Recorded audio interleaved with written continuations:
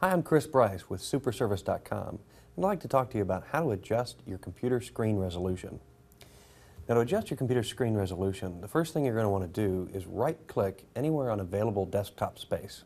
Usually around the center of the screen is what I tend to do. If you right-click, you'll come up with a menu, and you can go down to the bottom of the menu to personalize. Now, on Windows XP, this is going to be Properties. Go ahead and click on Personalize or Properties, and this will bring up a list of the available options to change your monitor settings. On that list, you're going to want to go down to the very bottom and choose Display Settings. Now on Windows XP, this is just going to be a tab at the top of the screen that says Settings. Once you've clicked on Display Settings, or just Settings in Windows XP, you'll come up with a dialog box that shows your screen resolution on the left-hand side.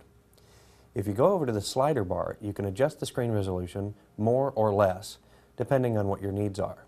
In this case, we're going to be going to a lower resolution. Once you've chosen the resolution you'd like to move to, you're going to go ahead and click on the Apply button in the lower right-hand corner of the screen.